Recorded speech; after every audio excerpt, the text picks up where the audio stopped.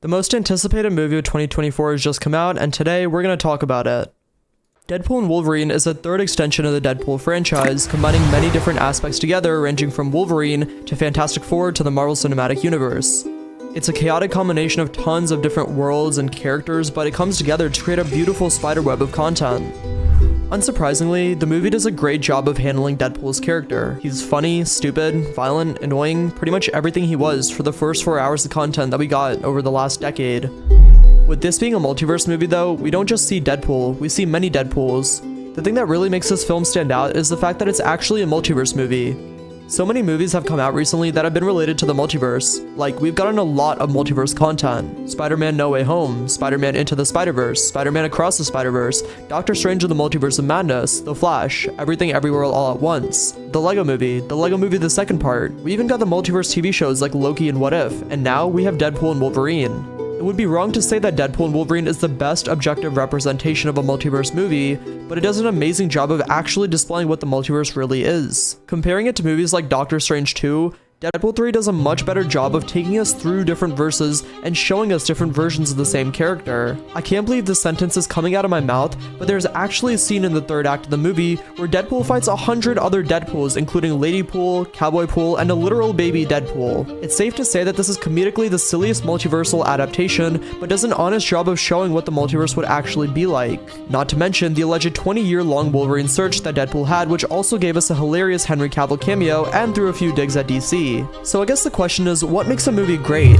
It's a question that many writers, directors, and even audiences constantly ask themselves. To me, what makes a movie great is the ability to write it without being diluted by a vision of what an audience wants. It's one thing to understand your audience, but it's another to want your audience to understand something the same way you do. A writer's perception can often be clouded by their own biases and visions for how something should look. What Deadpool does beautifully, and always has, is an ability to write the script in a self-aware manner that doesn't try to push it into a one-dimensional box where bad content goes to die. Throughout the movie, Deadpool and Wolverine's script makes many digs at deals gone wrong between Fox and Disney, the DC universe doing Henry Cavill wrong, Marvel content after Endgame being essentially terrible, Twitter being absolutely insane, Ryan Reynolds trying to get cancelled, Hugh Jackman's Wolverine being worked and dragged out till he's 90, and writers making poor decisions in the past. Of course, this is exactly on brand with Deadpool's fourth wall-breaking nature, but it goes one step further to show that Kevin Feige and the directors at Marvel are actually not delusional and are very aware of what goes on the internet. It shows that they're actively working on making a better universe for everyone to enjoy. It shows that they can acknowledge their own mistakes in phases 4 and 5 and are working on taking it one step at a time to make them better. It's a brilliant but simple way to integrate the general population's own opinions into the movie while also indirectly stating that they're very aware of their mistakes and things will be different going forward. One of the most important pieces in order to make a good movie is the way you decide to split the movie into its 3 acts. The 3-act foundation is necessary for virtually any movie and segments every movie perfectly.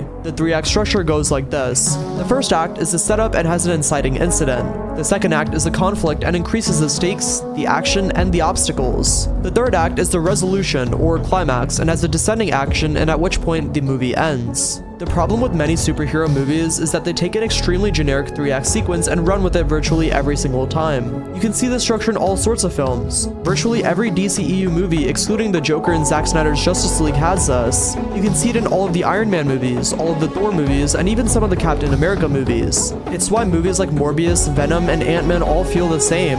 They're all repetitive in nature. The majority of superhero movies have the same build-up, the same climactic sequence, and the same fight where the villain is ultimately defeated at the very end.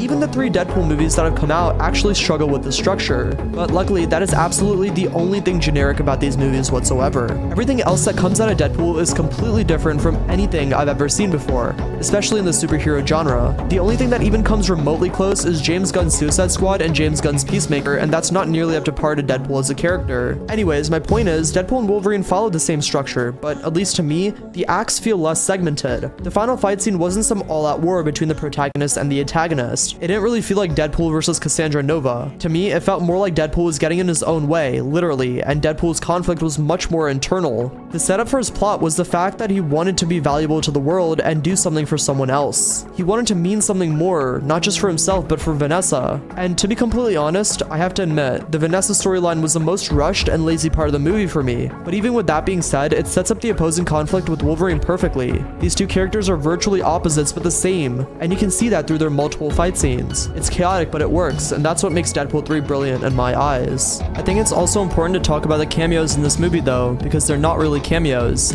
A lot of characters that return for Deadpool and Wolverine don't just show up for a few seconds. They actually become a relevant part of the movie's storyline and work to set up the fight scenes and comedy. We see Chris Evans return as the Human Torch. We see Jennifer Garner return as the OG Elektra. We see Wesley Snipes as Blade. We see Channing Tatum as Gambit. We see Daphne Keane return as X-23. All of these characters are integral to the story and lead up to the conflict and resolution between Deadpool, Wolverine, and Cassandra Nova. These cameos work because they actually allow the movie to age better. 5 years down the line, these characters won't be considered cameos, they'll just be an integral part of the movie. People will remember the feeling they felt seeing these characters back in the theater, but even when the recency bias runs out, the return of these characters will still be positive. What I'm trying to say is, I don't believe that the nostalgic cameos actually take away from the movie in the long run, the way some people could argue that they did in movies like Multiverse of Madness. And it also doesn't hurt that there's still a bunch of actual cameos in the movie, like Henry Cavill as Wolverine, Blake Lively as Lady Deadpool, Tyler Mane as Sabretooth, Toad, Lady Deathstrike, Pyro, Colossus, and even the Hulk while searching for Logan variants. Okay, so after saying all that great stuff about the movie, let's circle back to the bad. Almost no movie is perfect, and this one definitely has its own set of flaws. While Deadpool's humor and comedy keeps this movie from falling below its faults, it still has some mistakes. As I mentioned earlier, I think the biggest issue with this movie is how they handled the original cast, and more specifically, Vanessa. The whole storyline is pushed by the fact that Deadpool wants a sense of purpose to be bigger than himself, but there's a certain contradiction in this. Everything Deadpool does in this movie is for Vanessa, he says so at the end. He wants the relationship back, and she wants him to have a larger sense of purpose than himself. But how can he have a larger sense of purpose if his actions are inherently selfish and only because he wants to have the love of his life back? If the whole reason he's doing something larger than himself is for, well, himself, it doesn't really feel like he's actually sacrificed anything. And at the end of the movie, I didn't really feel like he actually changed whatsoever. Polar to this, you can actually see a huge change in Wolverine's character. He goes from being a selfish, depressed person that believes he's no hero to actually sacrificing himself for the future. But Deadpool really doesn't give me this vibe whatsoever. And I don't necessarily want Deadpool to be a hero and change in the first place. I don't mind him as an anti-hero, but it did seem like the movie was actually pushing for that at the end of the third act. Overall, the storyline did feel rushed as they struggled to juggle a lot of different characters from his past and his present. Regardless, I think this movie was actually great, and I think most people agree that it's one of the best movies that's come out since Endgame. I also definitely don't mind the fact that we just got our first R-rated MCU movie, and hopefully Blade is next.